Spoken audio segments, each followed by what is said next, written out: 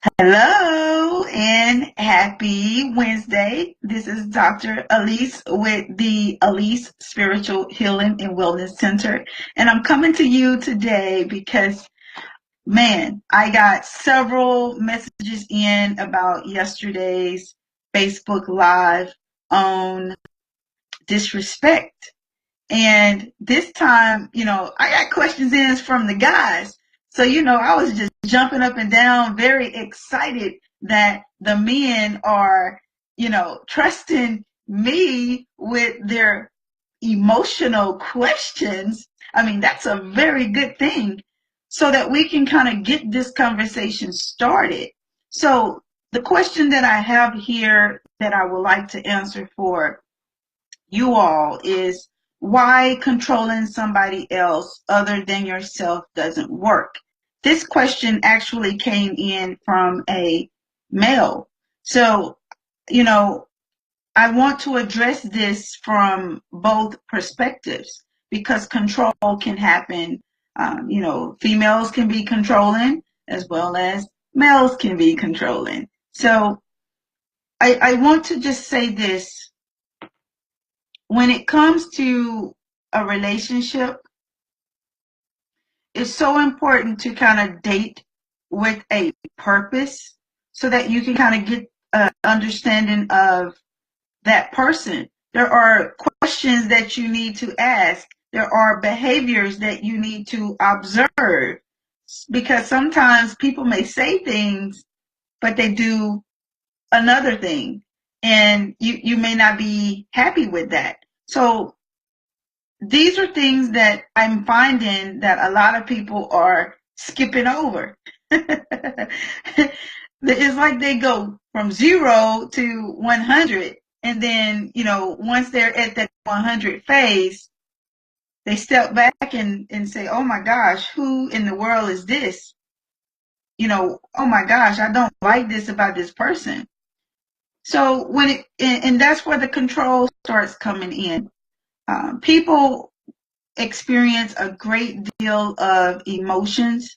There are 4 emotional stages that people go through.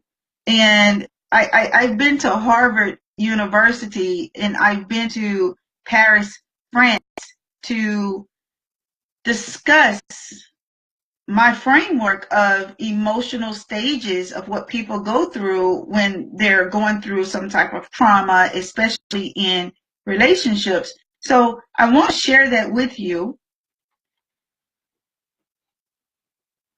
Here are the stages. You have the first stage is revenge. The second stage is regret. The third stage is release. And the fourth stage is renew. So you want to make sure that you're working through your emotions to where you can release and renew. But when it comes to control, a lot of people are staying in these lower level energies here, which we will call those negative energies. Okay. They're controlling for some type of revenge, or, maybe they're controlling them because they don't want to lose them. So when it comes to control, and the question that came in from the male was more so about money. How do you handle controlling situations when it relates to money? Well, in a relationship, 2 people need to have their own money. That right there within itself will alleviate a lot of issues. We're not talking about having millions of money, but you having a sense of, your own money. You're having a budget for yourself. But if you're in a relationship where you're the only one working, whether you are male or female, you can expect some control to happen. If you're the person that's making all the money, you're going to feel like, you need to control the situation because, A, you're responsible for everything. The person that's not making the money is going to feel as if, you're being controlling because you're not letting him or her do this, this, and this. And it could be very well that that person may not be good with money. So I try to tell people when it comes to control, you got to take a step back and figure out why you have the need to control. You should have freedom when it comes to relationships. I'm not saying you go over there, have the freedom to go be with this girl or to go be with this man. No, that's not what I'm saying here. But when it comes to making decisions within the relationship, there should be some type of communication going on to where the both of you are sitting down looking at your spending plan together, your budget together. So when it comes to control, I've seen this over and over in other people's lives. I've even witnessed it in my own life. You cannot control others. You cannot control what other people do or say or how they're going to respond. The only thing that you can do is control yourself, your actions, and how you handle things, because that's all you can do. That's all you can do. If you are the man, it's very important to kind of create a culture that God is your provider. When God is the center of the relationship, meaning God is first, the both of you will know that your help is going to come from Him. So however He chooses to bring that into your life, you have to trust it. But again, that spiritual foundation needs to be in place so that there is an understanding there.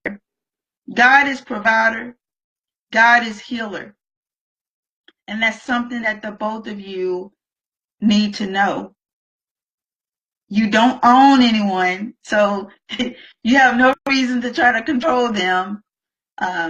You just can't.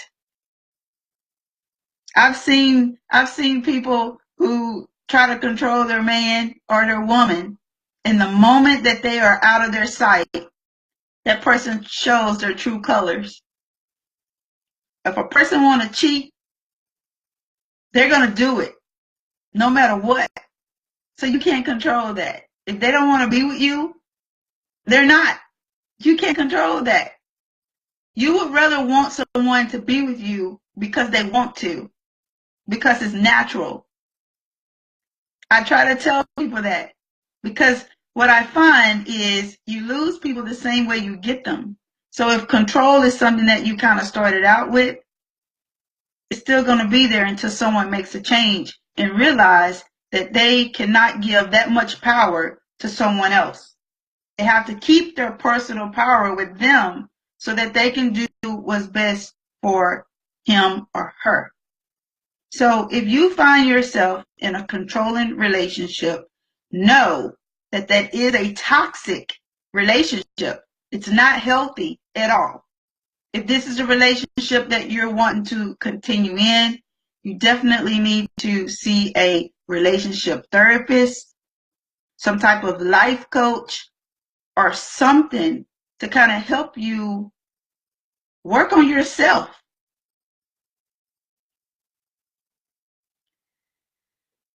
If you have any further questions, please send them in to askdralise@gmail.com. Thank you so much, guys, for trusting me with your question. I hope I answered your question. Remember, you are loved, you are valued, and you are competent. Bye.